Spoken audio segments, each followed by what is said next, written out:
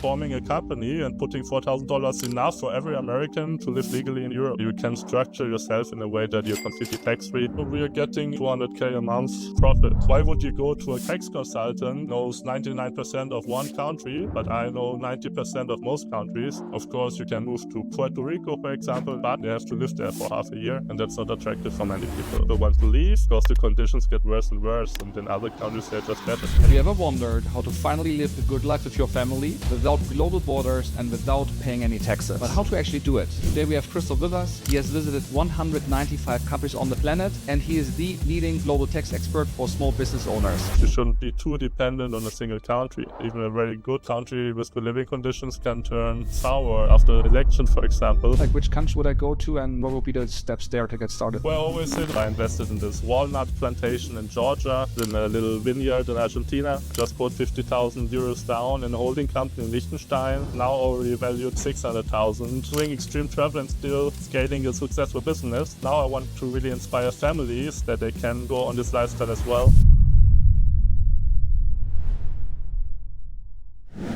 Who are you? What do you do? And what's your mission? For the last 10 years, I traveled to every country in the world, at almost any territory, still on the journey to do that. And I built my own business during this time, which mission is to help people to live a more free and wealthy life by applying certain strategies to internationalize. So, for example, it's about getting the right residency for taxes, but also for many other things, the right company, bank account, insurance, up to more like banal topics, whatever, like registering a car or getting health insurance, where to give birth to your children, where to marry. It's basically everything what you can do in other countries is something you can ask me, and I try to optimize it. What are the main countries where you spend actually most of your time? I'm an extreme traveler, you can say. I'm every year in 50 countries. Every year I have over 100 flights. So I don't spend much time in a particular country. Obviously, I have certain countries I like to go to for private reasons and for business reasons. I have investments in different countries, for example, Georgia or Argentina. So this is countries I often spend more time or at least visit regularly. What's the country that you visited most and what are you actually doing in these countries? Actually, the places I visited most are often not countries. It's like regions like Antarctica. I've already been 7 times to Antarctica because I enjoy the climate and the penguins there. Other than that, I would most likely say I'm really like Brazil and Argentina. This is like for what I want for my life, the ideal place. And I really like those countries. I invested in a little vineyard in Argentina, producing around 2,000 bottles of nice red wine every year. Yeah, in summer, like now, I'm mostly in Europe because it's just nice. Let me double click on that. What are your principles to build a great life and also business? Everyone has to make his own decisions there, but for me, it's really just to live a free life. Chase your dreams. Yeah, my dream always was, for example, to have my little vineyard and to have a boat and things like that. And I already fulfilled these dreams over the last years.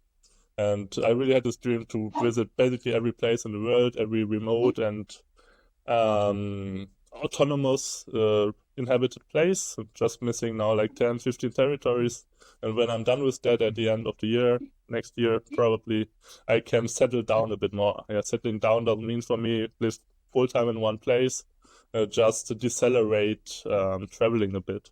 What did you do before all of this? What inflection point then also made you start doing that? There's a couple of different points you can mention. The most important one probably was during my studies, when I turned from like a social liberal to a libertarian anarcho-capitalist politically. And from that point, I was studying like science of the government, public management and politics. And after this point, I obviously didn't want to work for government anymore. And wanted to do my own stuff, yeah.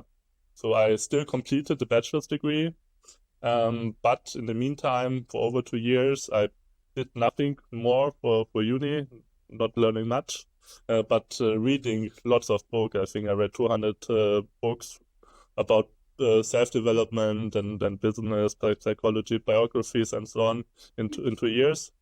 And that gave me like the perspective and the knowledge to start my own business directly after uni. That was 10 years ago. In February 2015, I just had like a couple of thousands left on my bank account.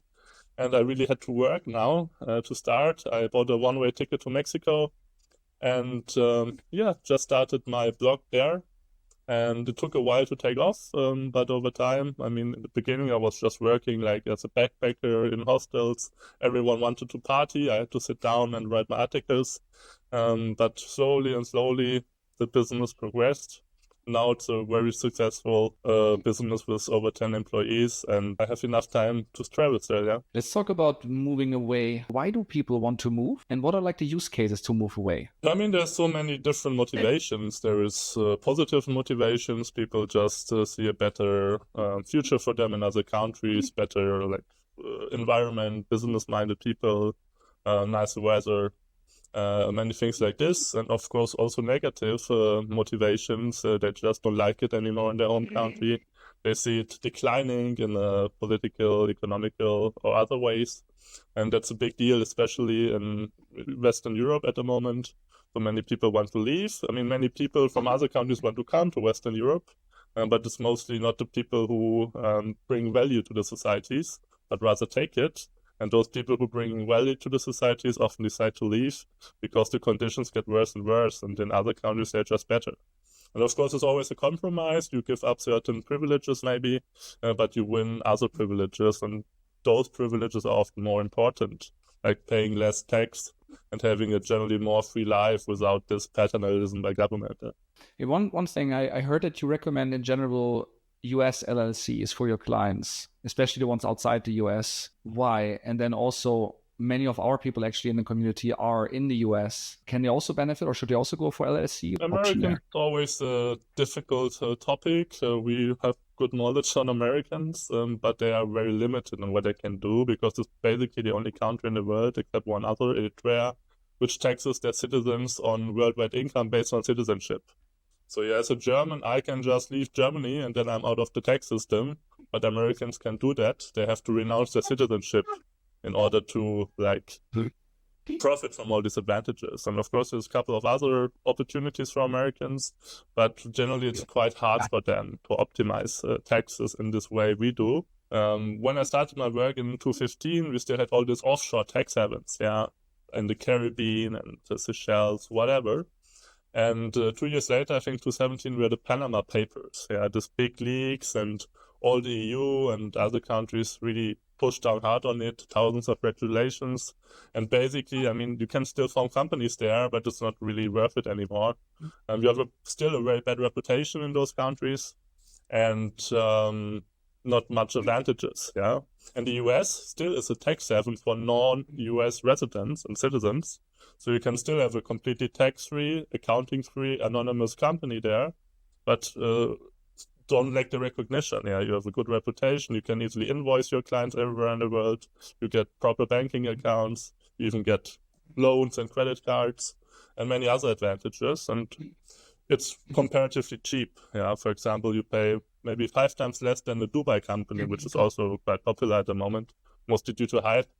And that makes it very attractive for a wide variety of people starting with this lifestyle. What are the best countries on the planet for this new reality? You get a great life, safety, minimal taxes, and where should you have your entity? Well, I always say the best country is no country. I always recommend people to emigrate without immigrating. And that's basically what we propagate for the last 10 years, this perpetual traveling lifestyle. Perpetual traveling doesn't mean traveling as much as I do. I just do that for pleasure, not for having to do it. I would say, I mean, you can, for example, live 6 months in your home country in many cases, and 6 months in a new place, even have accommodation there, even property there, and get out of the tax system. And that works for mostly everyone, except if you're American.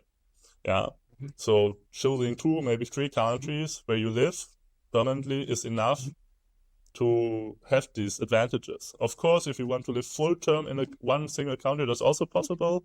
Then you emigrate from one system to another system, which can give you a lot of advantages, but you're still subjected to some form of government control, and that doesn't need to be in my eyes.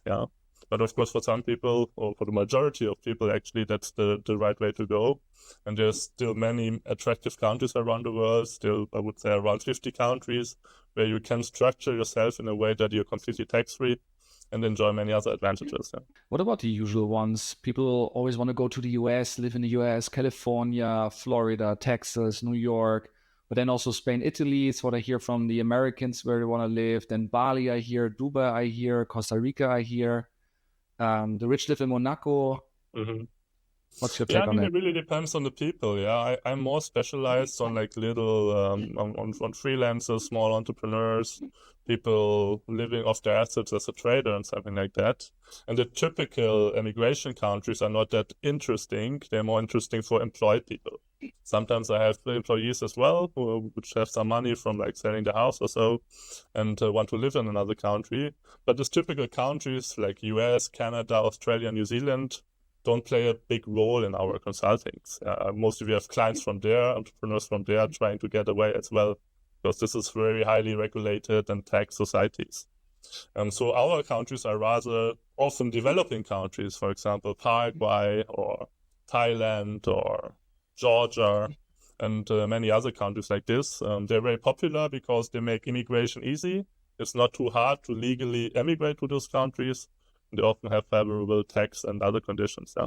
The US is not good for citizens and residents, but it has a lot of advantages for non-residents. Not only with the LLC, for example, countries like Germany, Austria, and so on, they tax you once you have a permanent accommodation available to avoid that. But the US doesn't do that. Yeah, you can easily have a property somewhere in California or Florida, live there up to 4 to 6 months. There's like a special rule, which is less than 6 months. It's like average over 3 years. But generally you can live up every year up to 4 months in your nice condo in Florida. And then the next 8 months you can spend just nearby, maybe in the Bahamas or in Costa Rica or many of these other Latin American countries, which are great for taxes. Most of Central America and the Caribbean doesn't have taxes on foreign income or doesn't have taxes at all.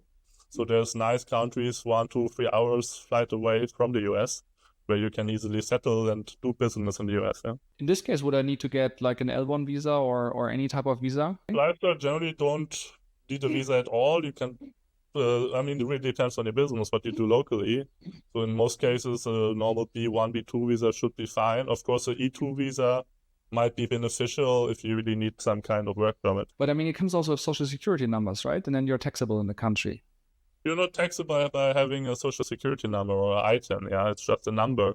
The tax residency is always in the US, basically about to stay. Yeah, 183 days, or the so-called substantial presence test, which basically is an average of 4 months a year, but it's a special formula. Okay, so in my case, I should avoid to spend in the US more than 180 days. Yes, and on 3-year average, like 4 months. So you can spend like 2 years, 6 months each. But in the 3rd year, then you really have to spend much lower amount. Otherwise, you might get taxable. What are your personal top 5, top 10 countries? I mean, obviously, I have residencies in certain countries as well. Yeah, I collect them also for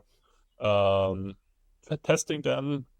So, for example, I got permanent residency in Panama, in Paraguay, until recently in Dubai. I have a lot of things going on in Georgia. So these are, for example, countries I have residency documents or investments, and this can scale, of course, to other countries. Right now, I'm only having German citizenship. This is due to the law. Until recently, Germany just allowed 1 citizenship, and this just changes actually next week, when Germans are permitted multiple citizenship. And I'm already at some applications to buy a new citizenship as kind of a security once the German passport gets bad. At the moment, it's still a great passport with a lot of advantages, but you never know how the countries develop, and it rather sees, I don't see it very positive in the future. So I really want an alternative, so I can just, the German passport gets bad, like, I don't know, we all have to go to war against Russia or something, then I have another passport to continue my freedom. Yeah. Okay. I'll double click on all of that. We're still in the section of how to move away successfully. So the best countries for my business entities, what I took from that is it's not the Cayman Islands anymore, which has like this shady feeling, or Panama. It's actually the US. What about double taxation? It depends on the business setup. The LLC isn't good for everyone, especially it's not good for bigger companies. Yeah, the big limitation, I would say, for the LLC is it's just not usable if you have a big company with employees. It's mostly something you use yourself personally. But once you have employees, it's still possible. I can operate with like my 10 employees over the LLC because all my employees have the condition to work for me. They have to be tax-free as well. But once I have an employee resident in Germany or in the US or in other high-tax countries, this model doesn't work anymore. Or it works only with certain adaptations, yeah? So this is like the general thing about the US. There is no restrictions on the revenue or the profit. If you can make 10 millions remotely, it's fine. But the restriction is just it's not suitable for bigger companies or companies with investors and things like that, yeah. What about double taxation treaties in that case? Is there anything that is important to know as someone that lives in another country and does business in the US? Yes, this is also a thing of the LLC. Many people don't understand. Yeah, the LLC we use cannot use tax treaties. Yeah, it's not entitled to use the US tax treaty because it's considered non-resident. Yeah, so basically it's a US company from a company law perspective, but it's not a US company from a tax law perspective. And that enables all the advantages, but also, of course, has certain disadvantages. So you really have to know what you do. For example, if you want to get rid of the withholding tax on US stocks, for example, or if you have intellectual property in the US and you get this 30% deducted, the LLC wouldn't help you. You will still get 30% deducted. There are other countries, other jurisdictions are better suited than the LLC. So, but what about accounting? You just touched on it a little bit. If I, let's say, have a Wyoming LLC, I don't know what state LLC you prefer. Accounting, if I'm a non-resident, people I think are scared by, oh, that must be difficult accounting-wise, and maybe I also get sued or so. It's the US. What's your take on that? Yeah, that's a typical myth that you get sued easily in the US. It might happen if you have a dangerous offering with US clients, but generally if you use the LLC without US clients or limited US clients, it's very hard to sue you there. Like from other countries, no one probably tries ever to sue you there because it's high costs and the success probability is very low. And the accounting part, I mean, you have accounting on paper, even with LLCs, you have to prepare it, but you don't have to file it. And that's a big difference. You don't have to file accounting, and basically no one really controls it since you're tax-free anyway. So you can do a lot of stuff with the LLCs. I mean, there are certain filing obligations if you do certain stuff, but generally for most LLCs, they can get out of it. They don't have to file a tax declaration. They don't have to file accounting. There might be certain forms due, but they are relatively easy to do even without a tax advisor. Really quick on currencies. Let's say I'm in the UK or in a Euro country, and I now have my LLC and everything is in dollars. How do I deal with? How can I still offer local currencies to my customers? I mean, that's also the advantage of the LLCs that they have both banking options in the US as well as Europe. So it's possible to get like an IBAN account in Europe and don't have your clients pay over this complicated SWIFT procedure to the US. And I mean, that's a big problem that the banking systems differ so much. In the US, you have this thing with the routing number and so on. In Europe, you have the IBAN. In other countries, you still have other things. So you really need often multiple banks and shuffle the money in between the banks to get all the advantages that you might need of banking, having like a credit card, having bank accounts in multiple countries and things like that. And of course, you might lose like 1%, 2% in foreign exchange fees doing that, but still you have all those other advantages. And I would say it's much better to rather pay 1% to the bank on a transaction than 50% to government on all transactions. Yeah. Which brings up an interesting point, how to operate legally actually in a country and how to get the addresses in the country, how to get credit cards, bank accounts, mortgages. Sometimes they want utility bills, right? Or employment contracts. How to deal with that? Yeah, when I told you a couple of minutes ago that I don't recommend immigrating to a certain country, I mean having tax residency. So you can still have residency permits like I have in multiple countries. You can still often have property. You can still have a tax number. All of this doesn't make you taxable. Yeah, it's not tax residency. But this enables you to have bank accounts to access other financial institutions. I call it like compliance residency or deemed residency. You just use it for your lifestyle to get everything you need. but you're actually not a tax resident of those countries. And you will need that over shorter or longer period. Many people can first use like their old address, old tax numbers from their home country, but over a certain period, they might just adapt. I mean, most people want the base anyway. They can often use it to get all this documentation. The nice thing about this lifestyle is we often have a certain effort in the beginning. Yeah, you have to set up your company, you have to set up your residency maybe, you have to do all the setup, but once it's done, it's often running for years, and there's no more bureaucracy in your life at all. So you can really concentrate on business or traveling or whatever you want. When you set up even PayPal in the US, they ask you for utility bills and an address and so on. Let's assume you're not in the country and a virtual office doesn't give you the utility bill. How do you solve this most effectively? Yeah, PayPal is an issue with these non-resident LLCs, but there's alternatives. For example, you can still use a private PayPal account, even with very high revenues. Just for example, what I'm doing, and just use a German private PayPal account together with the LLC. And that can be a solution in certain ways.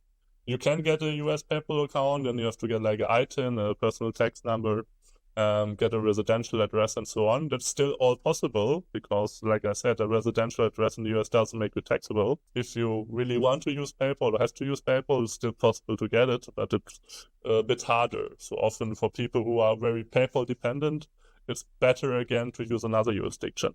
For example, this same stuff we have with the LLCs is existing in most other English-speaking countries. Yeah, it's called tax transparency.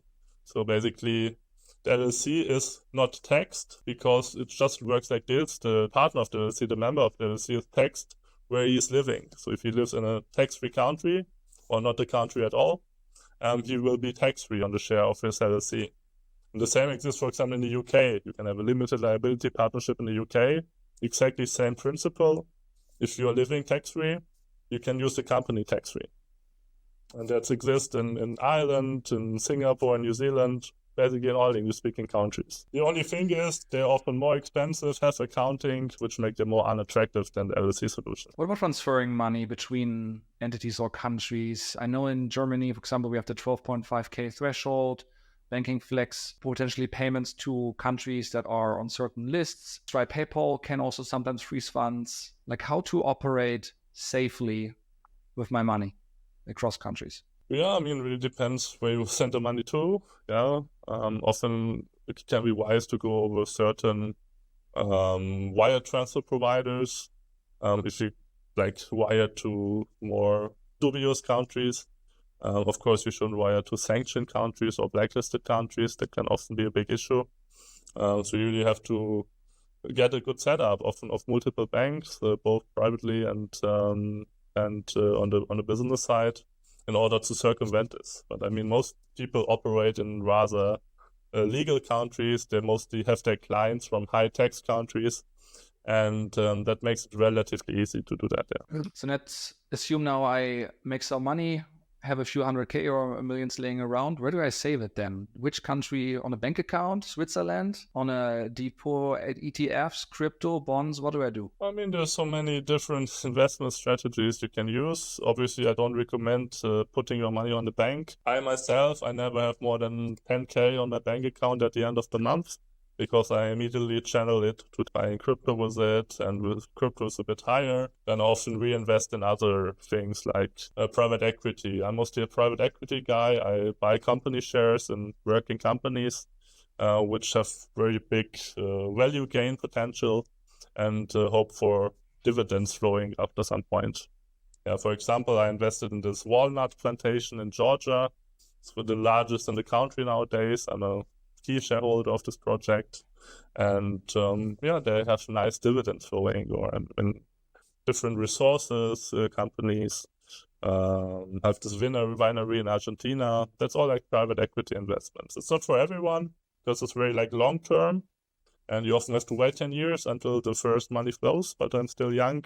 I have a high income from my business, so for me that's a great investment. I don't really need to care about it. I just need to carefully select those projects, put the money down, and wait. And for example, I don't have stocks at all. I do quite a lot of crypto, but that's my investment strategy, and it has a very low effort. Yeah. One more question on the taxes. How to legally minimize, actually? I mean, income tax already set as zero with the setup that we talked about. What about state tax, local tax, sales taxes, employment tax, withholding tax, exit taxes? Yeah, so for the LLC setup, there is no withholding taxes on dividends because you don't pay out dividends. Yeah, it's a partnership. It's tax-wise, it's not a corporation. So if you have an LLC, you can have sales taxes, but only if you sell physical products into the US. It's a big difference to Europe, where you have a VAT. The VAT basically applies on everything. In the US, the sales tax only applies to physical products, not to services, not to digital products, and so on. So you really have an advantage there. And the other thing, and of course, only if it's sold in the US, not if it's sold somewhere else. So you basically don't really have to care about these things if you're not in e-commerce. And of course, there can be taxes if you have employees. However, if you have US employees in your LLC, you make the LLC taxable, yeah, at least on US source income. The best way LLCs work is as a letterbox, without any substance in the US, without an office, without employees. Otherwise, you lose certain advantages. How to literally get started? Let's say I'm in Europe. How do I start? It depends on the country. Yeah, some countries, for example, Germany and Austria, make it rather easy, especially if you're not that successful yet. Yeah, you can just deregister from the country, and you don't need to prove a new residency in order to get out. Other countries are a bit harder. For example, Spain. Spain wants you to have a tax residency certificate. If you can't prove it, you still remain a tax resident in Spain. So you really have to actually immigrate to a country, live there for a certain amount of time, mostly half a year, get a certificate, send it back to Spain, and only at that point you get out of the Spanish tax system. So it really depends a bit where you live, what you can do. And then, of course, countries don't let you go that easily. If you're more successful, for example, in Germany, but most other high-tech countries in the world as well, you have an exit taxation. Yeah, mostly the governments will just value the company and have a fictitious sale on the company. If your company is valued 10 million, you just have to pay, in Germany, for example, 2.5 million on the sale in order to leave the country. And many people can't pay those exit taxes, so that's a big deal in our daily consultings, how to optimize these exit taxes and get rid of them. And you have that in the US as well, in Canada, in basically most of high-tax countries. And there's often exit taxes in another way. For example, even US citizens who want to renounce their citizenship in order to live this lifestyle as well, they can be met with very high exit taxes as well. Yeah, sometimes from certain asset and income thresholds, you have to pay your last 5 tax returns again in order to leave the US. Yeah. Wow. Let's say I'm in the US, actually. I have an LLC. I want to become a digital nomad. What's the first step? What do I do? You're not American, so for you it's easier. It really depends on the visa. If you have a green card, you have the same disadvantages. You have to give up the green card in order to get out of the US system. If you only have an E2 visa or something like that, that's great. Then you have a non-immigrant visa, and you can stay in the US for longer if you want to, but you don't need to, and you don't have the tax disadvantages. And then basically you just have to leave the US, and there's not much to do about it. For Americans, of course, there's certain exceptions. You have like a around 120K threshold. You can use tax-free every year if you live only, I think, up to 35 days a year in the US. So you really have to leave the US, just spend there a month maximum. Then you have certain freedoms. Of course, you can move to Puerto Rico, for example. That's a big deal for Americans. All Americans moving to their little Puerto Rico territory in the Caribbean can enjoy a lot of tax advantages, but again, they have to live there for half a year, and that's not attractive for many people.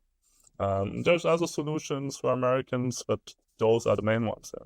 What's a good business size where this is actually fun? I mean, if you make $1,000 per month with your little freelance business, then it's likely not enough to optimize anything, isn't it? It always depends on your home tax systems. I mean, the big advantage of the US is it's very decentralized. It really depends where you actually live. And of course, living in Florida with no state income taxes is better than living in California with, I think, 30%. The progression also is much more generous than in Europe. Yeah, in Europe, in many countries, you pay the highest tax rate, like 50% from like $60,000 or even less. In the US, you still pay around 15% on $60,000, and the very high tax rates only kick in with several $100,000. So the US tax system isn't that bad compared to most European counterparts, but still, if you're successful, it will cost you a lot. Yeah. Many of our traders are from the US, actually, also Canada, Great Britain, and Australia. And I hear more and more that they would love to move to Europe, like Spain or Italy. So they have a business, some make, let's say, 2 million a year, 80% profit. So they actually have quite some bottom line. What should they do to make their dream a reality? There's, of course, certain immigration requirements they have to fulfill, but there's, especially if you're successful, quite easy to do. And mostly it's actually Russians and Chinese and Indians exploiting those schemes. But Americans, like the West, generally has easier recognition in these schemes. For example, there's so-called golden visas. Often you have to invest in real estate in certain European countries. For example, 500K in Spain, 400K in Greece, only 100K, for example, in Malta or Latvia. And then you get a permanent right of stay in the Schengen area. Yeah, and you don't actually have to live in the countries you invest or have to pay tax in the countries you invest. You can just switch between European countries and live where you want. So basically, you buy your right of freedom of movement into the EU. And even if you're not that rich, there are certain schemes which are very attractive. For example, for Americans, many haven't heard of this. There's an agreement with the Netherlands. Yeah, every American can live in the Netherlands and get like Schengen access by just forming a company and putting $4,000 into this company. That's enough for every American to live legally in Europe. That is amazing. The US often have very attractive agreements, make it easier for their citizens to get into Europe. Yeah. I heard you say in the past that when you, for example, live in London with customers in the US, then you have foreign income tax of 0. So is London a good destination then as well? It used to be, but just this year, the government decided to scrap all these advantages. So you had the so-called non-domiciled status, but it's gone now, or it will be gone by the end of the year. For everyone new applying for it. So it's not possible anymore in the UK, but it's still possible in Ireland, for example, or in Malta or in Cyprus. They have more or less the same scheme, and there you can live actually tax-free if you structure yourself properly. Okay. One more question, and I noticed from many friends as well, when they move to Germany, they're like overwhelmed by the bureaucracy, and I guess that's also one of the concerns that people have when moving to Europe, to any country. What are like best practices as an expert coming to a new country to not be concerned about it, to get off the ground quickly? I mean, you have to structure yourself properly in those high-tech societies. Better to have a good structure in the beginning before you even move to the country, because then it's much easier to deal with the authorities as well. And if you move to Germany, for example, it's important that you don't do everything on a personal level. You really have to get like a holding company or even like a foundation or other kind of structures to really have the most advantages. For example, the German tax system really favors the people saving their money, but really punish the people who consume their money. So it's important to like mainly live off your assets and save your assets and get a very small salary. And then you can live rather comfortably in Germany. In other European countries, I mean, there's often other tax schemes. Yeah, it's not only those countries I just mentioned. For example, you can live legally tax-free in Spain, in Portugal, in Italy, in Greece, in basically all of Europe except Germany. They all have a certain scheme to attract foreign entrepreneurs. It's not completely tax-free. You often have to pay like lump sum taxes or invest in a real estate or something like that. But it's still very attractive for many Americans. Yeah. What are other reasons that hold people back to actually make that step? So my family will be away, or actually if I bring them, then will my wife, my husband find a job, or can they actually work? My kids' education will suffer. I will lose my friends that will stay there, and it's going to be super expensive. For example, like what is the top things that you hear, and what is your take on actually is this reality or not? This might be reality for certain people, but especially if you have a very mobile lifestyle, you can easily adapt, and you can always go back to your family or your friends whenever you feel the need. Of course, not all the year, but then you didn't need to emigrate at all. I mean, the main disadvantages are very low, yeah. Generally, it's living the social security system of your home country, yeah, but you don't need it generally as an entrepreneur if you make your own money. And it's often things like a credit score. Yeah, for example, if you're a real estate investor, it's often not advised to emigrate because you lose access to your loan facilities from banks and so on. But for everyone else, I don't think there's much disadvantages because you can always readapt and solve the miseries of your life by just doing it different. Yeah. Okay, and let's assume I have an LLC. How can I optimize my taxes there if I want to stay in my country? Yeah, if you're American living in the US and have a LLC, you are always taxed even if you leave the US. So you can just optimize it within the country. And then, I mean, there's so many different classifications of the LLC you can exploit for your advantage, but you can never be really tax-free on it. So for many Americans, it can make more sense to have a company outside of America, which is possible. But to do it legally, you have to have like a management outside the country.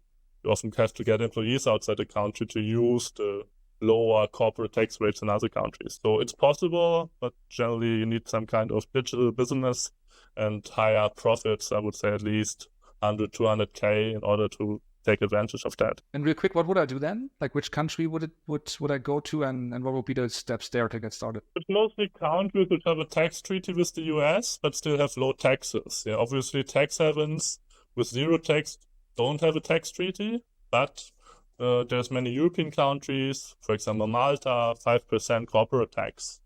Or Cyprus, if you have intellectual property, 2.5% corporate tax on basically everything which is intellectual property.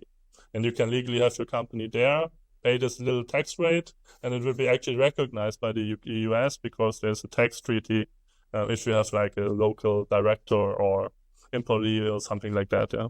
So that can be options, for example. Or many Eastern European countries where it's actually rather cheap to build like employees. If you want to scale your business, maybe go to Georgia or go to Bulgaria or Romania or Hungary, get rather cheap employees, and then you can easily use the like 10% taxes there, which is still much better than the corporate tax in the US, especially if you live in the wrong state. Yeah.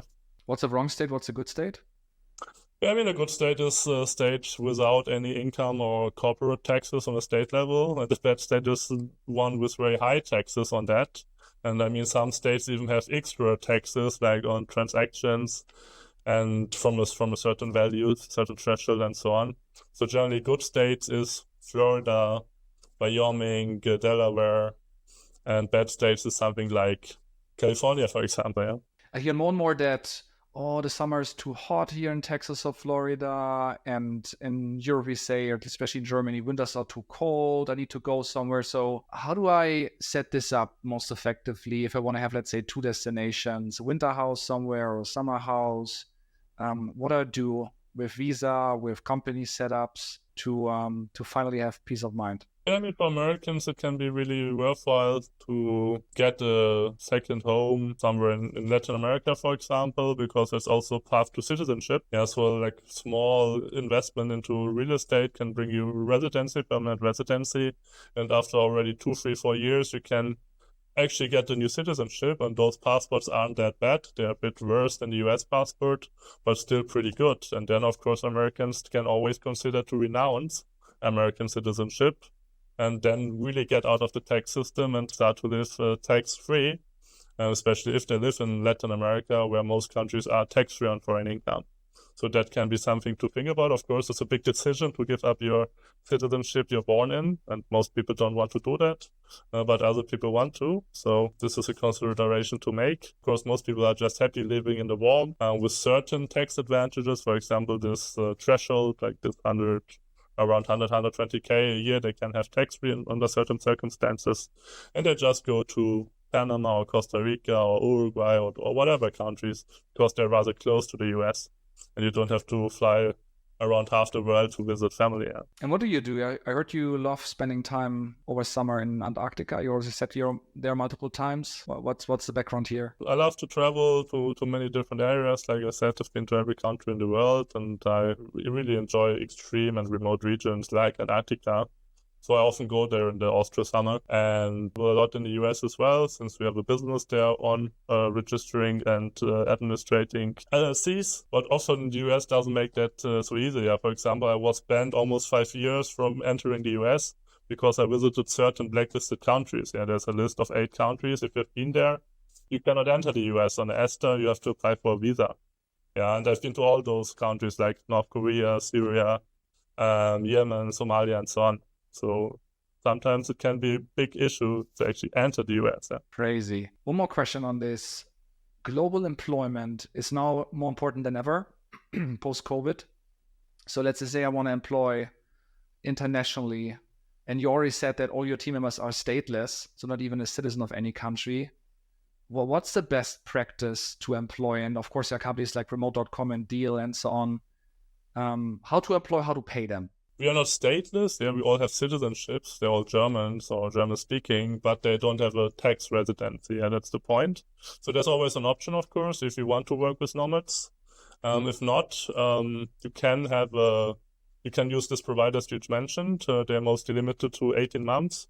But after 18 months, you can just switch to like another company of yours. Actually, having 2 companies is sufficient, and you can just switch between the companies all 18 months.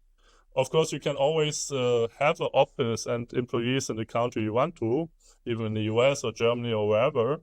You just have to structure it in a proper way. You just have to form a local company, but the local company doesn't have high profits. It's basically just existing to pay your employees, and it invoices your operating company over this amount the employees cost and maybe a certain profit. And that's it. And if you're small or smallish, then you can do that for a long time without big issues. How do you do it? Do you have contracts with the people, like employment contracts, and then do you do local payroll? I don't have contracts at all. I have a monthly effort of maybe 2 minutes to pay all my employees. That's it. Yeah, we don't work with contracts. They just get the money on their bank account or PayPal account, and that's it. Yeah. Okay, so you have a verbal handshake agreement with them. They send you a... We have handshake. All my business agreements are mostly handshake, and this is good for both of us. I would say. I don't have a big possibility. They don't have big effort to fire them if they don't make their work. But they are very flexible as well. Yeah. Okay, and you just wire to a PayPal address and that's it every month, and they know they get it, and that's it. And then that's how like you employ. Yeah, true. And most people really love our mission, and it's very easy for them to identify with the company, and there's not a big possibility they would exit up. Yeah. Let's say the other way around. I want to be employed. Let's say I'm in South Africa. I want to be exposed to the global labor market, but I want to do it legally, right? So how do I do it? Because if I do it as a freelancer, then I might not be legal in South Africa. In Germany, we have the same thing with Scheinselbstständigkeit. How can I work with a foreign employer legally? It's often easier to have your own company registered if it's not a sole proprietor, because you have this thing that you're like a deemed employee. Then you can still readapt by having maybe a limited company to circumvent this, or even crazier schemes with foundations or so on, where you can really get rid of those problems. And the big issue is rather if you're employed, because if you're employed, then a lot of other rules kick in. And that's why so many employers still in these days prohibit you from working from a foreign country, or prohibit you from working in a foreign country over a certain number of days.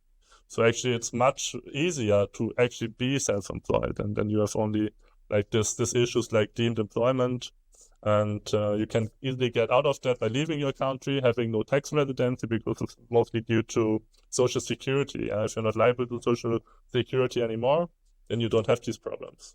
Or, like I said, form a limited company often works as well. Let's do another case. Let's say I'm in the UK and I have a mortgage. I want to get a mortgage, but now I'm sending invoice to this country, and my country says, hey, you need to have a proper employment in order to get your mortgage. We cannot really work with that. So what do you do then?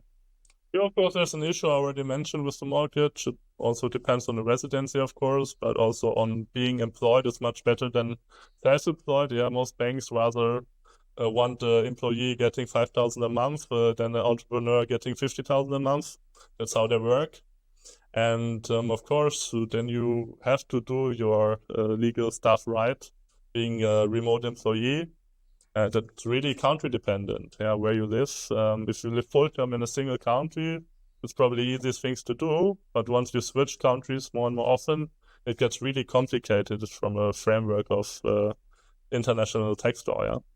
Because the rules are so different if you're employed versus you are self-employed. Let's say I have one client that I work with for 3-4 years, and I have like my own little freelance company locally. Would you in that case say, hey, again, get this company outside my own country in order to be like safe, or what would you do there to avoid issues with my own country by owning only one client? If you're willing to leave the country, then definitely do it. It's mostly a big advantage.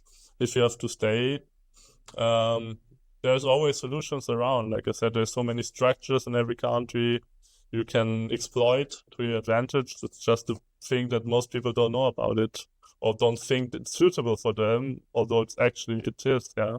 And that's a big issue also. Like most people stay sole proprietor way too long. Yeah, they can easily form like a corporation, limited company, GmbH, but they don't want to because they had like back things from their friends, and the tax advisor actually advises against it. But in reality, it would be the right thing to do, and actually much earlier than they think to. Let's explore this further. What are the top 3 biggest mistakes that people do that you see, which actually would make sense or should make sense, but they're just making these mistakes? One thing is all those hypes. Yeah, every year there's like a new big solution people run after. When I started my business, it was first like creating a Hong Kong company, and then it was creating a Canadian company, then it was creating an Estonian company, creating a Dubai company, and that can make sense for certain profiles of clients, but often it's not a one-size-fits-all solution. Yeah, and you really have to understand your personal situation, your individual preferences, and your future plans in order to make an informed decision. Yeah, and not just do the same what your friends and other people do. And I see that every time again, people just do something because their friends did it, and then it doesn't work, yeah. And what are the most important lessons that you have then actually learned? And what do people need to know? Big lesson I learned is that there's a lot of change in both directions, and the best thing to live with this change is not to invest yourself too heavily in certain countries. Yeah, not only with money, but also with lifestyle considerations. You shouldn't be too dependent on a single country and put all your things you do in a certain country, because you just have this very high risk that something turns bad in the country, and even a very good, nice country with good living conditions can turn sour in days after an election, for example. So it's really important in my eyes to stay flexible and mobile. Still live wherever you want and even get properties and whatever, but be careful that you don't put too much things down in the country, you can't live them anymore, yeah. What do people get wrong about you and your work? Most people don't really know how I actually earn money. Yeah. Still many people think I earn a couple of thousands because they don't see how we do business. Yeah. Most people don't know what our actual income streams are. So that's easily, I mean, that's a good thing for me, I would say, which rather like makes people undervaluing our business, also of course make governments and other entities not really knowing what we're up to, and that's very practically to live with. Yeah, it's a great segue to talk about your business. So let's start with your offers and your success. So what are the core offers? What do you actually sell? We sell 50 different products or services, so that's the big thing. Mostly, of course, we are centered around our consulting offering, which is like not comparable to that what you normally get with typical tax advisors or tax lawyers. Yeah, first, because we are not specialized on one country only, like basically everything tax advisor.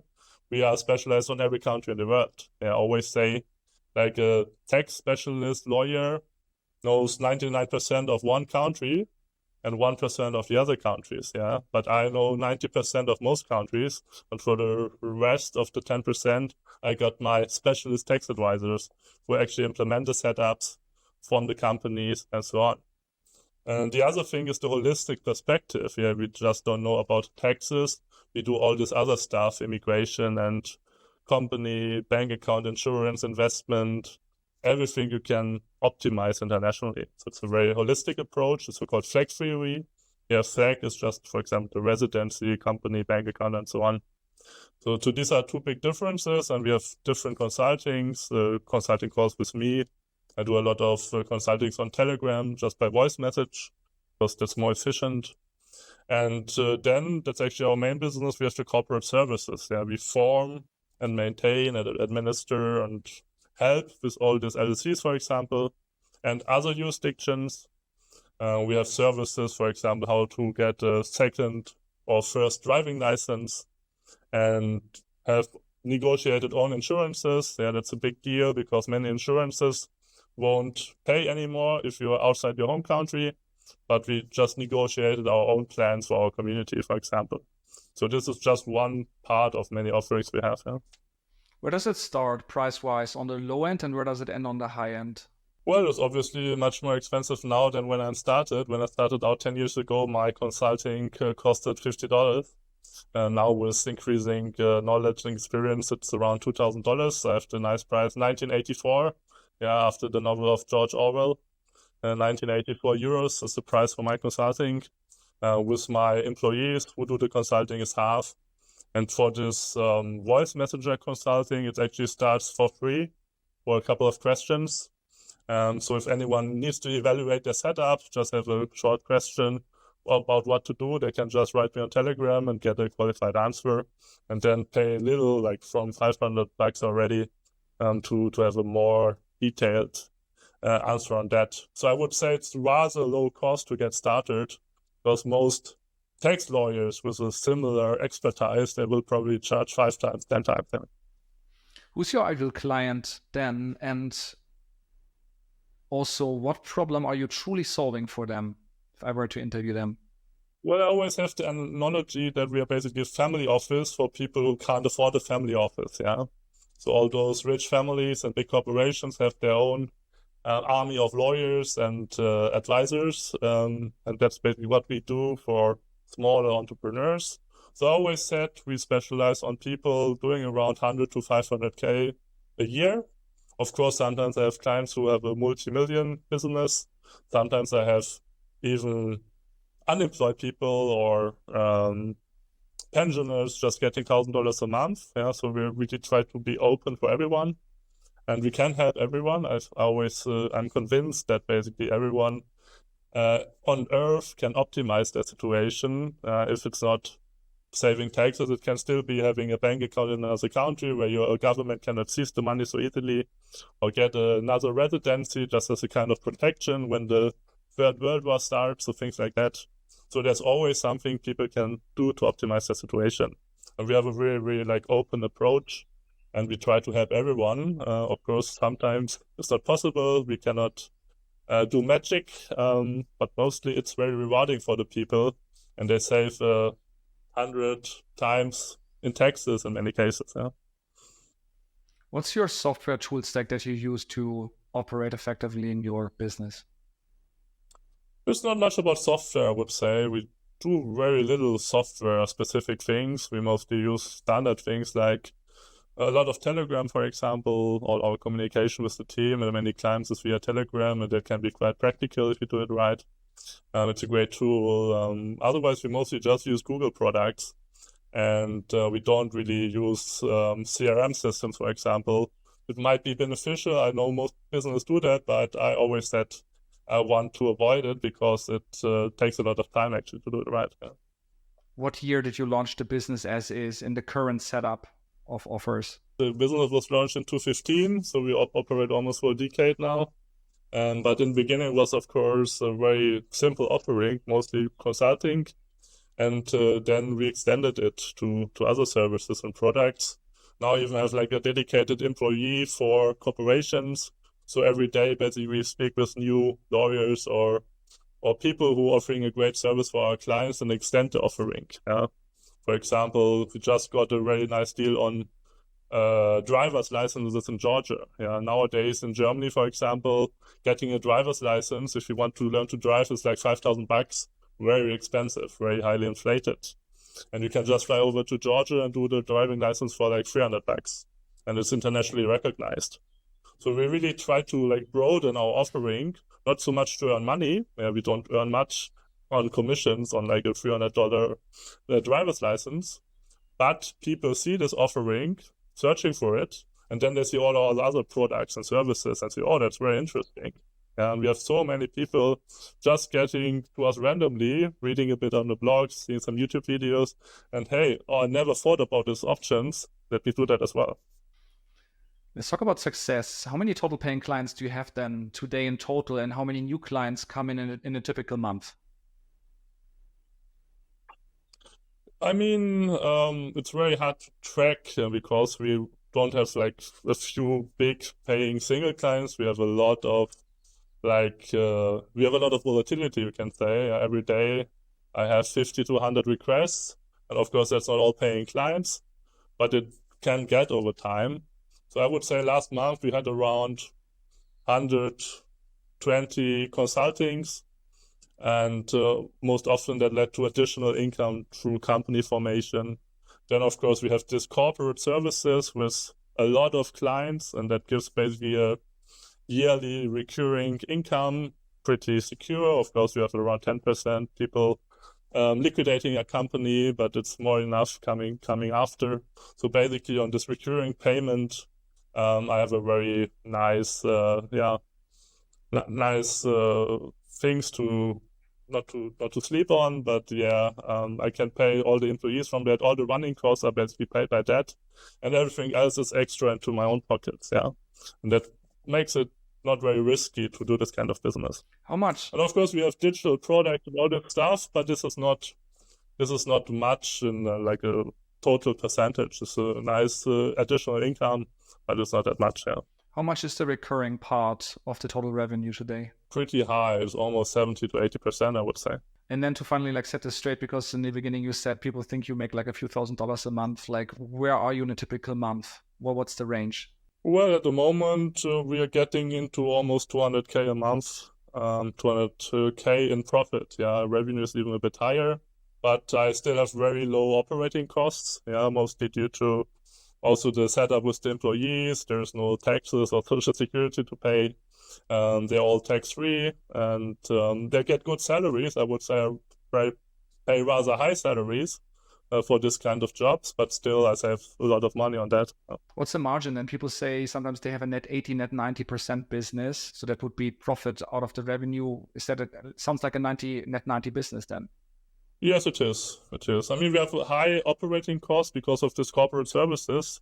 We need to pay all the fees in the US for the registered agent and all the other stuff, which is nice for my credit card. So I earn a lot of miles and points on that. But other than that, the operating costs are very low. A lot of like mental barriers. Even when I started out and earned like $1,000 a month, I already basically led my dream life. To understand growth, and let's start pre-COVID, 2019 to today, 2.4 million run rate a year. How has the business ramped up year on year? I started very low. I had $50 consultings. I maybe had $1,000 in the beginning a month, but I still led my dream life, kind of traveling, growing my business. And we really started to change. I mean, I started to publish more books and video courses. And the first big deal I had is doing seminars. So I did this one seminar, my first seminar in 2016, and I earned like 25K with it on one seminar. And then I extended the offering, but it really grew and had this mental barriers. I thought, $5,000 a month, that's so great. You don't need more, 10,000, 20,000, 50,000, 100,000. And I mean, it's quite easy, I would say, to get a millionaire on an asset perspective. You just need a couple of years of low income and then you're a millionaire. But getting like an income millionaire was always a very big hurdle for me. And I really had to be creative, how to make that work, how to get so much money a month that you get an income millionaire. And that's mostly due to this corporate services, I would say, because this recurring income is a great way to build a proper business, which is not too dependent on your consulting, on your time against money. In the end, consulting is still time against money. I mostly do it for pleasure, and there's not much other people with my knowledge. So I see kind of my obligation to help people with that still. I don't need to do consultings anymore. I can just live off those passive income, you could say. Of course, it's not passive, but it's very time efficient income. How big is the team? today in total? Well, we have, I think, 8 full-time employees, and there is a couple of freelancers doing certain stuff, mostly in the marketing area, like Google Ads or Facebook Ads or SEO and things like that. Yeah. Like, what else is on the cost side? I don't even know if you have an accountant, but if I would to speak to your accountant, what would they tell me where you put the money? And also heard that you have living expenses of 50K a month sometimes. Why and where do you invest? I mostly have crypto and private equity investments all around the world. So I often put my money into crypto with certain strategies and wait until it's a bit more, because for those company share investments, you often have to have a certain amount of money, like 100 or 200K, and then I reinvest it into those things. At the moment, for example, since Germany allows dual citizenship from next week, that's something I will invest in as like additional security, having a second passport. And I'm currently building like an overlanding off-road vehicle that will cost quite a lot of money. So it will be a luxury camper van, you can say. So I consume a lot of money, but still I would say, savings ratio of almost 80%. So most of the money is actually saved and not consumed. Yeah, and that was like this throughout all my career. I in the beginning always kept my lifestyle habits rather low, and now as I earn a lot of money, of course I can afford the Antarctica cruise 1 month, cruising through Antarctica for like $40,000. That's not a big issue. Yeah. I heard you say earlier that you have the biggest walnut plantation of Georgia. And I read somewhere it's 300 hectares, which is almost 800 acres.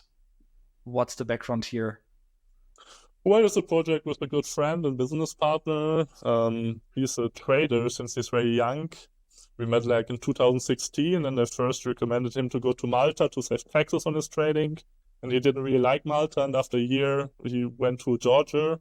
And shortly after, he pitched me this idea of doing first a blueberry farm and then later a walnut plantation. And we started with local business partners 8 years ago.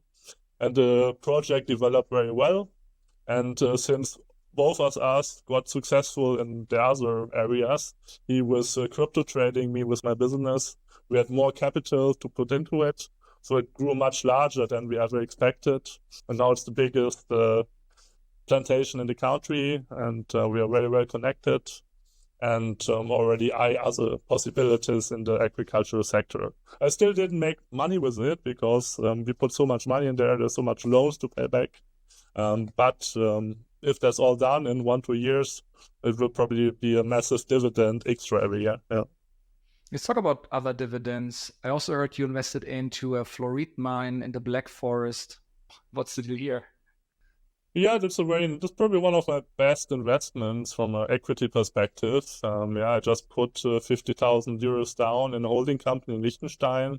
We are just 10 shareholders who all know each other and meet every year. And this company is now already valued 600,000. So in 4 years, it went 12 times up. I'm just at the moment reinvesting. There's actually an opportunity to invest in there. And hope, of course, that it will bring even more equity and then cash flow in a couple of years as well. But as you know, mining, especially in Germany, it will take a long time. There's a lot of groups like the bad protectors, for example, who need to be calmed down before operations can start. Yeah. You said you use a Liechtenstein entity for that. Why? And also, what's your typical setup to invest, to maybe also invoice your clients for your business? Yeah, I mean, for investment, it really depends where you invest. For example, this mine is in Germany. I don't want to be shareholder of a Germany at all. Yeah, so I just minority shareholder of this Liechtenstein holding. Liechtenstein has a good tax treaty with Germany. So basically there's a withholding tax, 25%. And you can circumvent that by the profits going into Liechtenstein. And from Liechtenstein, you can have a dividend tax free. There is no withholding tax. So Liechtenstein setup is a good way to invest into Austria, Germany, and Switzerland, for example. And other investments always depend. Sometimes I'm in there personally. Sometimes I'm there over like a foundation or holding company. It's really different. And for business, I really rely on this American LLCs. Yeah, I have a couple of other companies, mostly for visa purposes, but my main operations always run over the Florida LLCs. Yeah. So someone books a consulting call with you, it's a $2,000 or euros invoiced by the Florida LLC, and that then is a pass-through entity, which then gets piped to another entity, which likely sits in a good country. It doesn't need to go to another entity. It goes to me personally. Yeah, the pass-through In your LLCs status. work best if they have a natural member living in a tax-free state or country like me. Yeah. And this is a very easy model. And the very nice thing about it, there is no really restrictions on getting the money out of the company. Yeah, the day or the hour I pay, I can immediately wire the money to my private account and spend it. Yeah, I don't need to wait 1 year for dividend distribution or something like that. Yeah? Got it. Let's move on to customer acquisition. How do you get awareness eyeballs about your offers? Well, it's mostly organic, yeah, since we have this big platform, this big blog.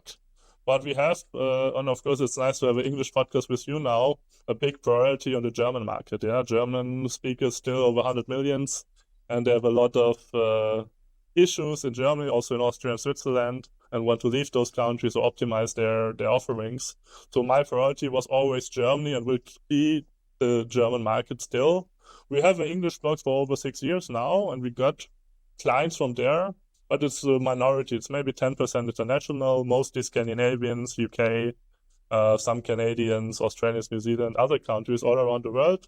We can do that. Yeah, basically the knowledge we have for the German-speaking market is to 95% applicable on all the other nations as well. There's only very few things you can easily learn over each nationality or residency. So we can do consultings for all of them as well. And of course, now we want to scale this English-speaking part as well. We are also active in other languages. That is what many people don't know, but our business basically exists also in Spanish, in Portuguese, in French, and actually quite successfully in those first two in Portuguese, Brazilian, and Spanish. We have a very active blog with a lot of clients as well, which is run over partners because I don't speak those languages that good. Yeah. Yeah. What's the funnel then from awareness to purchase? Is it the people come to the blog, or do you still do events that you talked about? How do people then ultimately end up going into your offers? Yeah, it's often a blog, and they see it, and then they often need 3 months to get through it for all those free articles and ebooks and courses and so on. I mean, those digital products we sell are very low priced. Yeah, most people can easily buy them. We don't make much profit with them, but it just enables them to gain a better understanding or set, like in an evil way, it confuses them even more. Yeah, and that's a good thing because then they of course go with our consultings because there's so many options. Yeah. They gain a better understanding, but there's so many options, and most people can't decide on those options, and they want a competent advice. What's really the best option for themselves? So it's mostly runs down then to the consulting options or just writing us directly. I mean, we have like a partner network of lawyers and tax advisors and brokers in all attractive countries in the world, and in many cases, I just forward them with one email to my partners. They do the consulting, they do everything for them. I just earn a little commission. Yeah, for me, that's a better deal than to do really work together for hours with a certain client. Yeah. And I mean, we do advertisement, we do some little bit of Google ads and Facebook ads and things like that, but it's very minor. I don't even spend 10K a month on like paid advertising. I could potentially do more, but I don't really need to. The business runs itself very well. And yeah, I mean, it's still a very knowledge-based business, and I cannot scale it that good, yeah, and I don't want to work that much, actually. Of course, I could do 10 consultings a day, but that's quite tiring, so I try to limit myself on maximum 2, 3 a day. I have a lot of 2 employees now who do consultings, and that's fine. And yeah, we don't need to do much advertising, so to speak, yeah. It also sounds that the consulting offers are actually lead gen for the recurring offers, like the company setups and potentially other services. So it's an entry point almost, or middle of the funnel Yeah, of thing. course, it's a big entry point because most people really want to have their setups implemented. Yeah, I mean, if you go to a tax advisor, he can maybe implement your local company, but not a foreign company, and then the people are not much more clever than before. And we can implement everything. Yeah, everything we advise, we are able to implement either ourselves or over our partner companies. And of course, most people, if they have a good consulting result, which is mostly the case, then they also want our services to implement everything for them. Yeah. And of course, this is why the consulting is also like staged in different offerings. Also a very low entry point, like this free initial messenger consulting.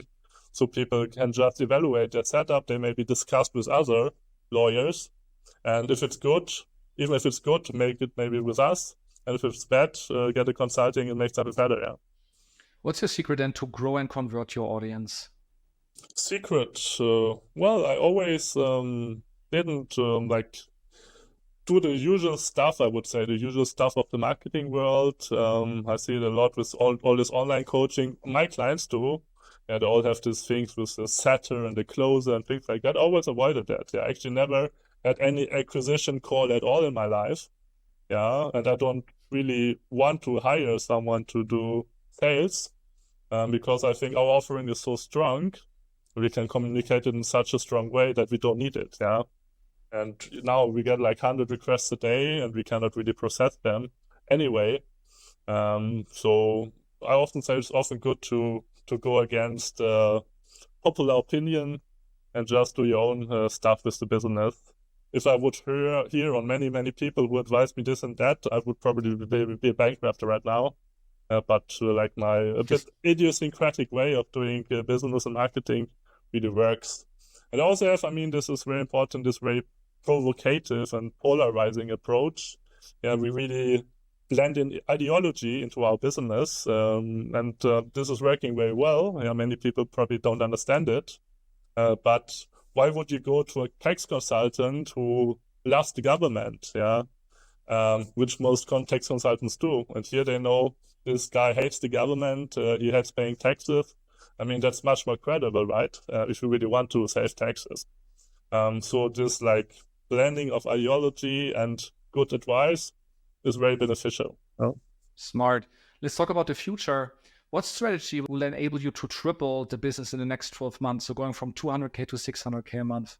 I actually don't really want that. Yeah, I don't see a big deal in that. Money was never like the goal of this. Yeah, I started very humble, already did what I wanted to do, and the money just came after and after, like without really want to achieve it. Of course, I want to grow the business, but I rather want to grow the service packages. We want to do more things ourselves because that's the only way to guarantee quality. Because if we depend on other lawyers, we can of course follow the people there, but we don't really know what they do and if they do it properly and right.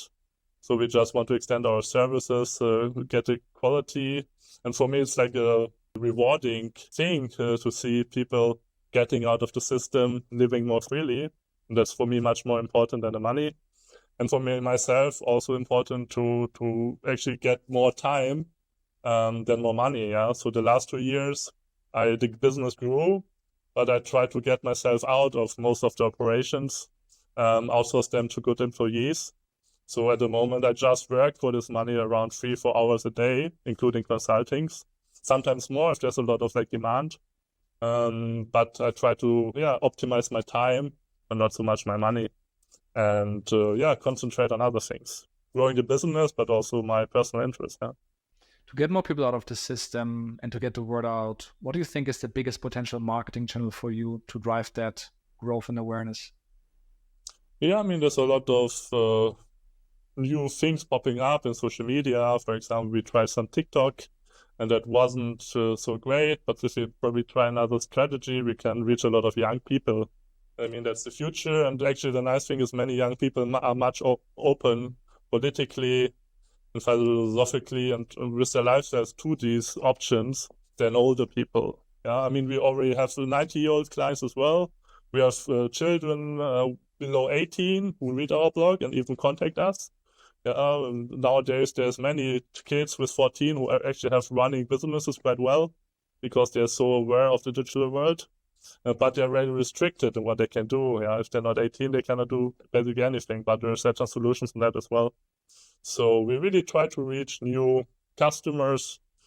Still, many people haven't heard about us, but once they do, they often get the feeling of it and recommend us to others.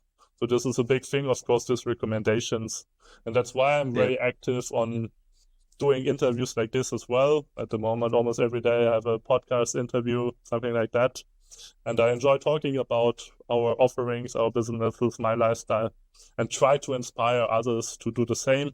And I would say it's perfectly possible for everyone to do that as well.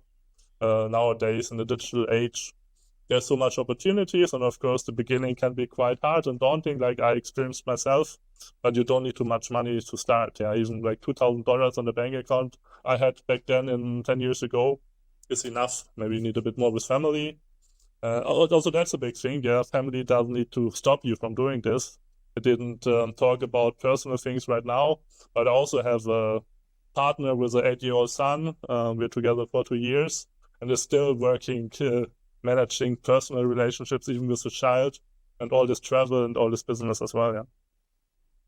What's the biggest thing holding you back then personally, and what's the best bet to resolve it for you? Probably grow a bit comfortable. Yeah, I don't have a big motivation anymore to really scale the business, and I don't really know if I even want to scale it because it's very comfortable right now. So it's probably a lack of motivation, a lack of maybe goals, because I reached all those goals quite fast without much effort. And I need to reorient what I'm doing with my life the next couple of years. And that might be rather on a personal level and not too much on a business level. Of course, I will continue what I'm doing. I will slowly scale the businesses, differentiate the offerings. But there's so much more things I want to do in my life. Write a couple of books not related to my topics, for example. Get a lot of children that will start in a couple of years, and stuff like this. Yeah. The next section is called Favorite 5. It's a fast-paced section. I will increase the speed a bit. You can answer in one word.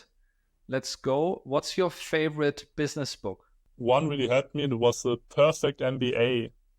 So that basically replaces every business university course. What's your favorite way to get inspiration and to learn and grow? I mean, there's no YouTube channel. You're so much in the detail. How do you get actually inspiration? By reading books. Yeah, I don't like to listen at all to videos. I can't do that.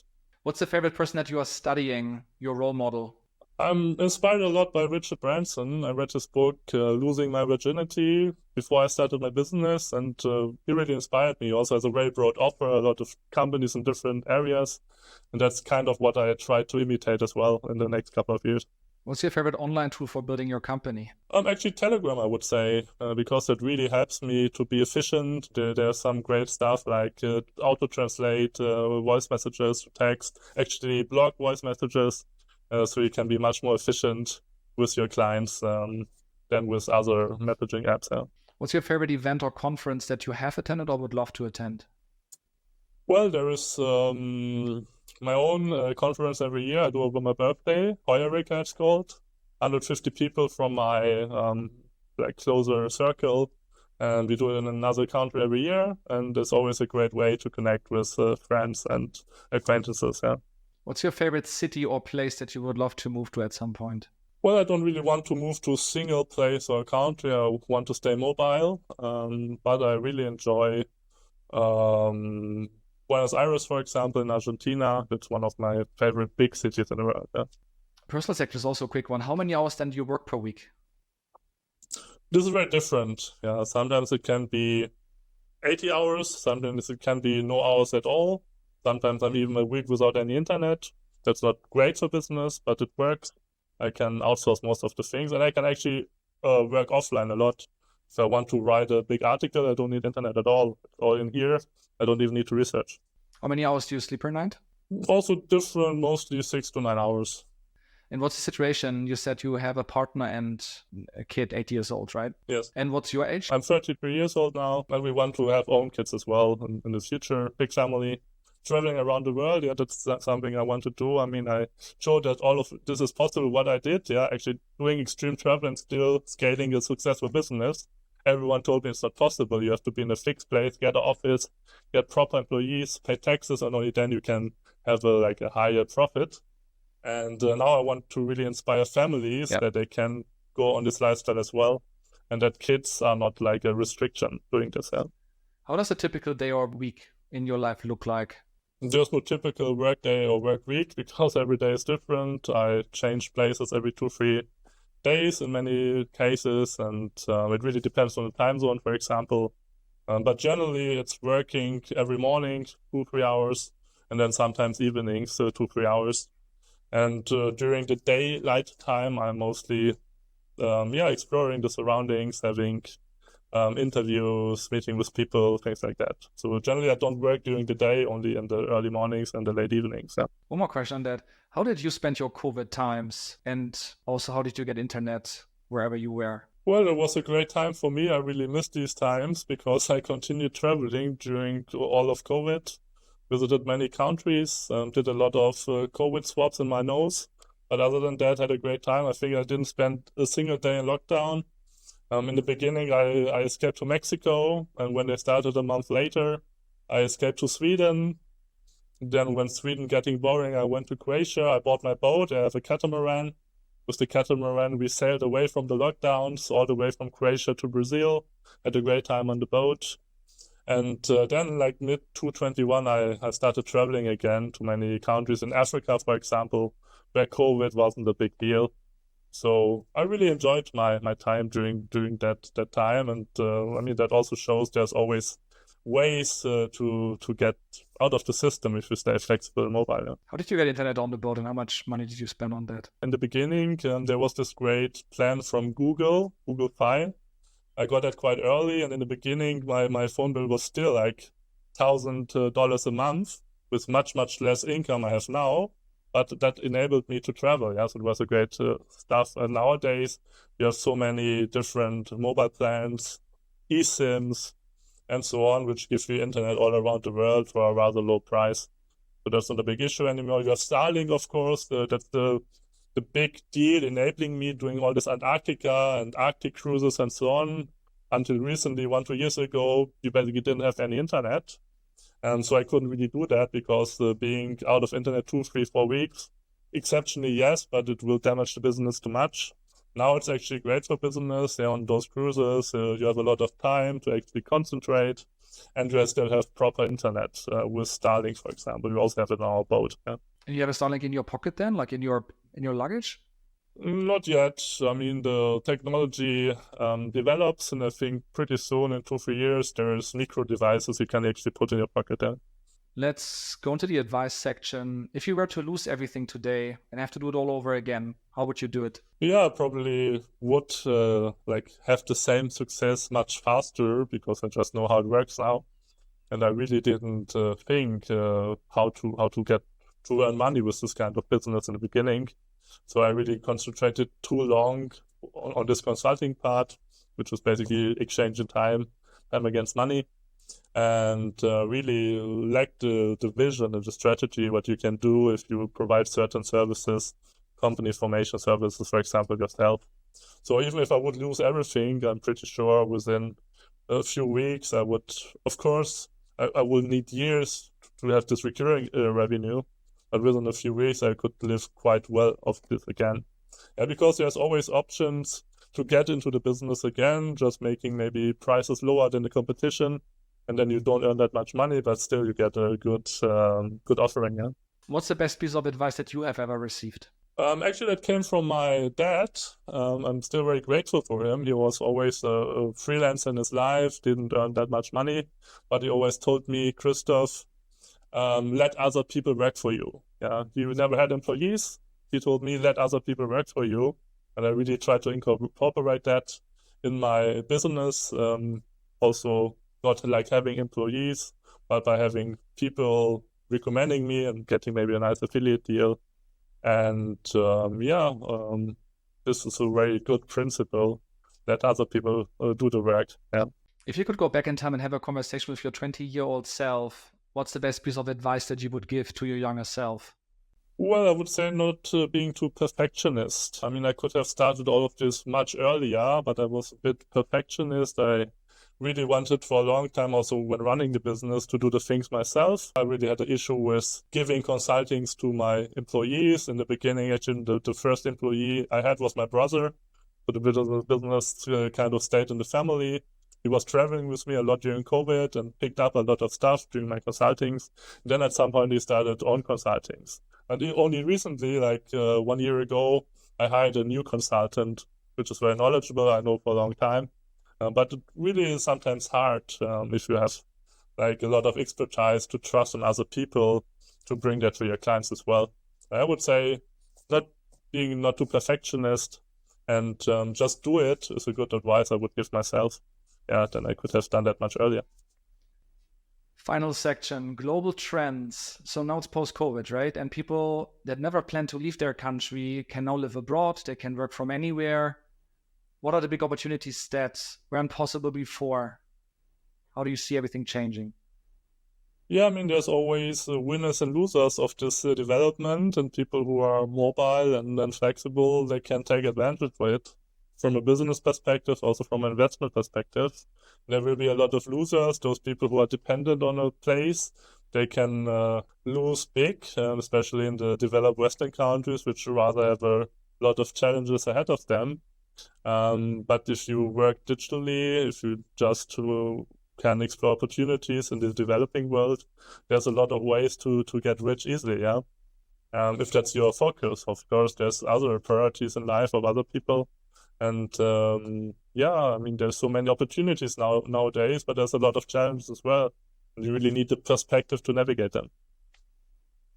Do you think that countries will fight back? To give you perspective here, big corporations have used tax havens for decades, right? And now all of a sudden SMBs, individuals can use it as well. So what will happen over the next decades? The big difference here is mostly it's corporations against the individual. Yeah, and from a tax law perspective, there was a big crackdown on everything corporate in the last couple of years, because that basically somehow attacks the sovereignty of other nations if there's a tax haven on the corporate level.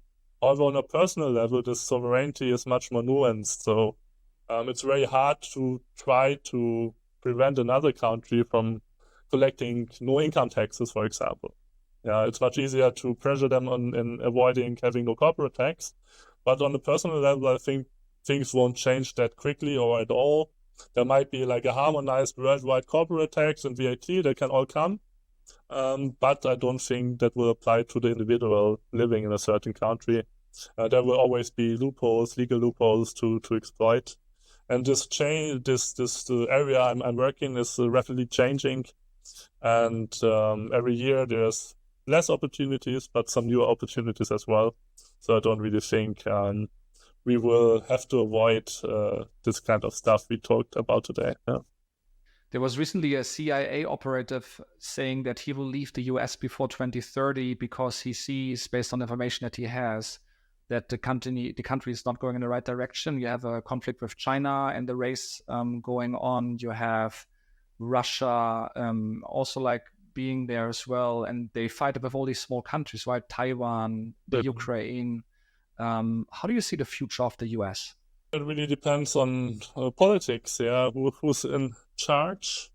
And some people argue, of course, it doesn't really matter because the complex behind is in charge, and it doesn't matter if there's a Democrat or a Republican elected, that there might be a certain truth to that as well. So generally, the US still has a lot of advantages over Europe in terms of mentality and society. I think they won't suffer such a disastrous destiny than most European countries, which probably get Disneyland for rich Chinese and other Asians. And the US will still have some industry in 2030, which we can't really say of Germany and France and all those other countries. Yeah? Let's talk about that. What about the future of Europe? Nice continent with a lot of history, which a lot of people like. But like the industrial strength we had in the last century is waning and getting less and less. Of course, sometimes countries fight back, and now you really see a big movement that people wake up from their wake up from the bubble and see actually the wealth is really declining. Yeah, if you have the wrong policies, if you let all unqualified people in and do much about the climate, which you don't change anyway because China and so on doesn't care, then the wealth is getting less and less and less. And now people are waking up and there might be a change possible. But generally, I would say still most people are too brainwashed to understand that, won't understand any economic things, and they think the power gets out of the power box, and they don't really understand what needs to be there in like conditions to have a prosperous society. And most people don't understand that. They're much too comfortable with what they have, and that's a big problem of most of the Western world at the moment. Yeah. What about Latin America, Africa, Asia, and also down under? Yeah, I have a lot of hope, especially for Latin America, because those societies are much younger. There's a lot of young people getting into like positive ideas, getting a good understanding of economics, also through things like cryptocurrencies, for example, and really electing forward-thinking people. Yeah, I'm a libertarian, a anarcho-capitalist, like the president of Argentina, Milei, who now really tries to reform this country, which went bankrupt several times in the last 100 years. And now he's really trying to change it completely to the other direction. And this is actually happening in a lot of other Latin American countries as well. So I see a lot of hope for the continent there, which maybe triggers positive effect in other areas of the world as well. Africa, yeah, is a big issue. I've traveled to every of the 55 African countries, and they have so much potential, but they really hold back actually also by the rich countries. Yeah, they give all their development aid, but that's actually not to help those countries. And my perspective is rather to keep them down, and those countries would be much better off if they care for themselves and don't get development aid, but just can do what they want without all the stupid climate and other regulations. Yeah. Let's talk about political systems. You have seen many, and right now we have, the democracy, right, is like we have to protect it and so on. That's what the media says. My personal take is political systems have evolved over hundreds and thousands of years. There always is a change. So to assume that the democracy as is today will prevail for the next 1,000 years and stay as is, especially with the current problems that we are facing, is an interesting theory. I don't know why people buy into that, but how do you see the political systems change, and what have you seen that works really well? Yeah, there's a lot of different political systems still existing in the world, and I don't think the democracy is like the end of the game. It has certain advantages over other systems, but it's not the ideal system, at least not in the way it operates in most democratic countries. Yeah, I generally think democracy is a very good model, but only in very small societies. In a small state like Liechtenstein, it works pretty well, but it wouldn't work on a big level like Germany or even the US. Yeah, so it's really, in my eyes, important to decentralize more and more, to make big entities smaller, and only this can bring more prosperity to the countries. In terms, in the ideal world for me, the decentralization would only end with the individual, so we won't have governments anymore. We will just live in a free market with private contractual obligations. That's like the anarcho-capitalist world, which is quite unrealistic at the moment, but there's some nice entrepreneurs trying to create new like special zones where things like this is possible. There's, for example, a project I'm invested in Honduras. The government allowed for such a special zone with own security, own laws. And nowadays it's not only a tax haven, it's a great tool, for example, for startups in the biotech and medical world to test their new products, new medications much faster than they're allowed to in the US or in Europe. So you can really, I think, achieve a higher level of humanity through better technology, but you really need to create regulatory framework for that, and that's not really possible in our democracies, which basically, reward taste, that's what many people say, of politicians, really like detached from the reality of the world. Yeah, they never really worked. Most of politicians nowadays, they never worked outside of politics. They don't really understand the needs of entrepreneurs or the desires of their population, and just live in their little own world. So I think it's important to change that, to make politicians liable for their decisions, to get more people actually working and having a business into politics again, making it more voluntary than like occupation, in order to achieve a higher degree of living in the world. Yeah. Let me double click on decentralization. I think it's interesting to create a parallel here to my company, right? So let's say if I would have a democracy, then people could vote to my company. And for example, tomorrow the head of customer support would maybe become the CEO, right? And every 3 years we vote again, and then someone else would be at the top of the company. I think this wouldn't work. And at the same time, I see companies, or let's say people like Bezos, Zuckerberg, Musk, right, to create change on the planet. So first of all, like democracy doesn't work in a company, so why would it work on a country level? And then also we have gone into building up a decentralized organization actually 8 years ago, and that also didn't work because it required strong leadership of every single team member, because they have to become like the leader of their subject. And if they're not, then they essentially ask always like, hey, what should I do? Like, I don't know what I need to do. And then like it was a lot of chaos, and actually nothing got done. And then we went back to the more classical way to organize.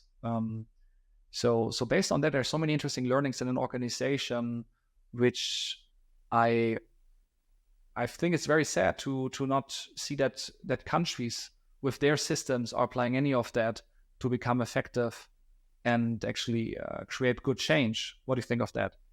Yeah, definitely. I mean, that's completely another issue, that most countries are not run very efficiently. Yeah. If most of the countries in the world were a company, they would be long bankrupt. And there's only a few exceptions to that rules. Yeah, mostly small city states like Singapore or something. They do something right. They have more this, like, in the Western world they consider dictatorships basically. But in the end, their citizens enjoy a lot of freedoms and a very high standard of living. So it can really be a good choice maybe to have a more autocratic regime, which in the end is how companies are run. Yeah, companies have their founders, their CEOs, and they are kind of autocratic. They are the leaders. They tell what other people have to do. I do the same with my employees. And I think it's not a bad choice if it's like somehow limited in the powers which people can apply. And the best mechanism for that, in my eyes, is the free market. Because the free market over contracts like finds the right way for people to live and do business together. Yeah. So and that's the thing, we don't really have free markets. We never had free markets in the modern society. So there's really a lot of new forms of living together to try out. And that's exactly what these special zones, for example, try to achieve. I don't even know if we trying this sounds like, hey, we could try this and so on. What I see is you have just so much paying, like in a typical country, like let's say you have taxpayers, and then the demography gets older and older. So that means you have less taxpayers and more old people. And if you then look at the Pareto curve, then you see that 80% of the taxpayers are actually more on the older side because they have higher incomes and they're like, let's say, more than 50 years old and they will retire soon. And then you shared earlier that the young people, they are in Dubai or they're somewhere else. So in 10, 20, 30 years, the tax income of countries will likely drop significantly and countries might be completely fucked. So yeah, I mean, that's a very good point. I mean, I can tell you the numbers in Germany. Yeah. It's not a secret. Yeah, in Germany at the moment, there is only like less than 20% of the people paying net into the country, like paying more taxes than they get from the government. 80% of Germans or people living in Germany are dependent on the government. They get more than they pay back directly because they work for government, or indirectly. And this is a huge issue. And of those 80%, or otherwise of this 20%, 10% go into retirement the next 10 years and switch to the other side. And the other 10%, mostly younger people, they don't want to pay for those 90% anymore. Yeah, and then what happens to the countries in 10, 20, 30 years? They all of a sudden don't have income anymore. Yeah, I mean, the countries will, they have, I mean, they don't really understand this, yeah. They just make their old policies further, they increase their taxes, they make it even more unattractive for people to stay in the country, and then at some point they probably fail. The countries go bankrupt, there will be hyperinflation, whatever, and then they can start new maybe with much less wealth. But yeah, without learning from that. I mean, we saw that with Argentina the last century. They always made the same mistakes again, and again, and didn't learn from it. And it really needs a strong, inspiring leader probably to change that. Yeah. Final question. How should the planet change? What hope do you see, and how do you picture a better planet? Yeah, a better planet for me is a planet where people can make more voluntary choices how they want to live. Not too much paternalism from government. We always need some kind of structures, some kind of governance, but that doesn't need to be our existing systems to achieve that. In my eyes, it's mostly about decentralization. There is governance, but on a much smaller regional level, because that helps the people to really care for their environment. Could you visualize that for me? Like, where do I live? What would I do? How's the health system? The streets that I walk? How is all of that being taken care of? Yeah, I mean, for one, we already have a good infrastructure from the world we inherited, so to speak. But of course, people can, yeah, if they want the road somewhere to be built, they will build it themselves. Yeah, not just by not having governments.